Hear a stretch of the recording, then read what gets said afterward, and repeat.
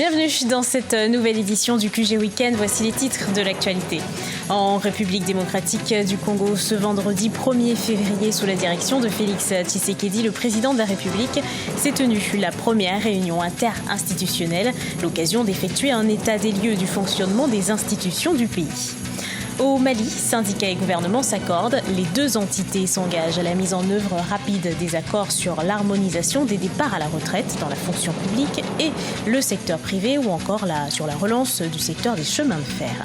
Et puis au Rwanda, 11 milliards de francs rwandais seront ajoutés au budget national avec l'augmentation de 10% du salaire des enseignants. Il sera de 48 400 francs rwandais au lieu de 44 000 francs. Mais tout d'abord au Sénégal, la campagne présidentielle est lancée. Elle commence officiellement ce dimanche. Les candidats ont jusqu'au 22 février, soit 2 jours avant le scrutin pour convaincre. Ils vont sillonner les 14 régions du Sénégal pour convaincre les électeurs.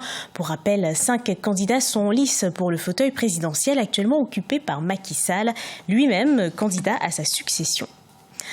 Un accord de paix a été trouvé au Soudan ce samedi 2 février entre le gouvernement centrafricain et 14 groupes armés. En pourparlers depuis le 24 janvier dernier, les deux parties se sont accordées sur un projet de paix, de réconciliation, de concorde et de développement.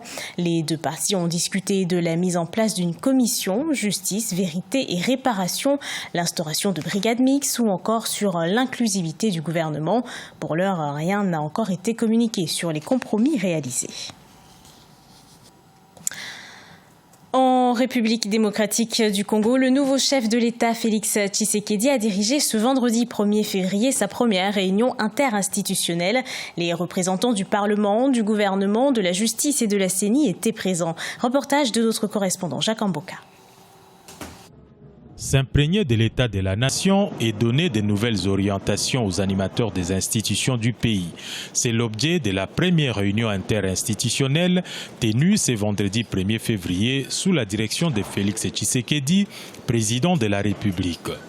Au niveau du gouvernement, il a été analysé les points sur la nécessité de la prise des mesures urgentes à impact visible sur le quotidien de la population, la nécessité de certaines mesures conservatoires prises par la présidence de la République en matière de dépenses des établissements et des entreprises publiques. Le processus électoral a aussi été abordé au cours de cette réunion.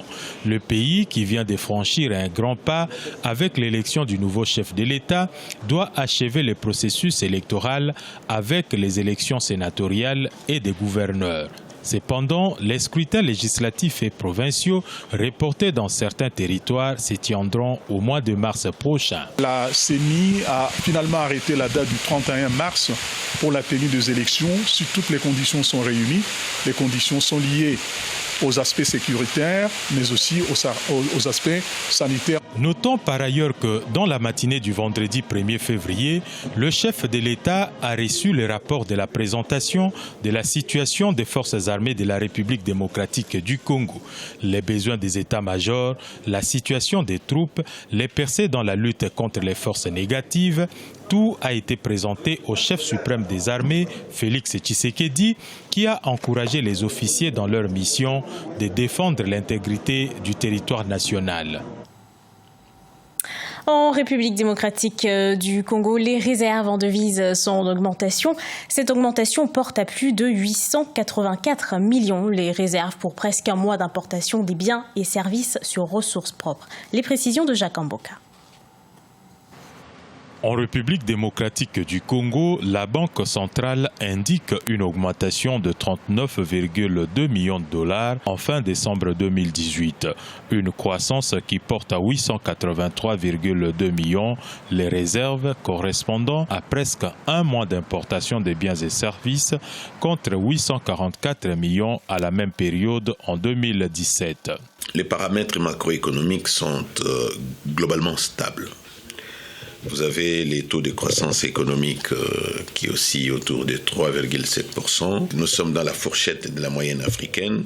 La République démocratique du Congo, qui avait déjà atteint plus d'1 milliard de réserves en devises, a connu par ailleurs un déficit dû à son engagement de financer seul le processus électoral. Dans un environnement comme le nôtre où nous venions d'organiser à nos frais les élections, donc aux frais du Trésor public, parce que c'était la rubrique qui a absorbé beaucoup plus de moyens que les autres lignes budgétaires. Il faut quand même féliciter les autorités pour ça. Mais c'est une stabilité fragile. Le pays qui vient de connaître un changement de régime affronte la baisse drastique des cours des matières premières, principale source de devises du pays. Les cours du cuivre et cobalt ont connu respectivement une baisse de 16,63% et de 26,9%, s'établissant à $6 015 la tonne et $55 000 la tonne pour le cobalt. Levée du mot d'ordre de grève au Mali. L'Union nationale des travailleurs lève son mot d'ordre de grève de 120 heures prévu du 5 au 11 février 2019 suite à un accord trouvé avec le gouvernement. Sur 12 points de revendication, la centrale syndicale a obtenu satisfaction sur 11 points. Reportage de notre correspondant Mokhtar Bari. La centrale syndicale des travailleurs du Mali, après sa grève du 9 au 11 janvier qui a paralysé les activités du pays, prévoyait une nouvelle grève de 120 heures du 5 au 11 février 2019. Pour éviter une nouvelle paralysie, le gouvernement et le patronat ont engagé des concertations avec l'UNTM. Avec 11 revendications satisfaites sur les 12 listées, les travailleurs décident de la levée de leur mot d'ordre de grève. Les entités, aussi bien que les camarades, les patrons volontaires à la retraite, l'UNTM s'est engagé et l'UNTM continuera à se battre pour qu'ils en soient vraiment rassurés. L'harmonisation des départs à la retraite dans la fonction publique et le secteur privé, la relance du secteur des chemins de fer sont entre autres les points de satisfaction. Le gouvernement s'est engagé par ailleurs à recruter 8600 jeunes dans la fonction publique par an, et ce jusqu'en 2023. Tout ce que nous pouvons retenir, que le dialogue social est une des conditions pour notre pays. Nous pouvons également retenir comme point essentiel par rapport à cet accord l'octroi aujourd'hui d'une nouvelle grille indiciaire à la fonction publique. Les autorités se sont engagées à réduire les prix des denrées de première nécessité au plus tard fin mars 2019. Le gouvernement promet aussi de développer les énergies renouvelables et à augmenter la production et les branchements d'électricité. Augmentation de salaire pour les enseignants rwandais des écoles primaires et secondaires à compter du mois de mars 2019. C'est une décision qui a été annoncée ce 29 janvier après le Conseil des ministres. Il s'agit d'une augmentation de 10%. Les précisions de Fraterne d'Akaïsanga.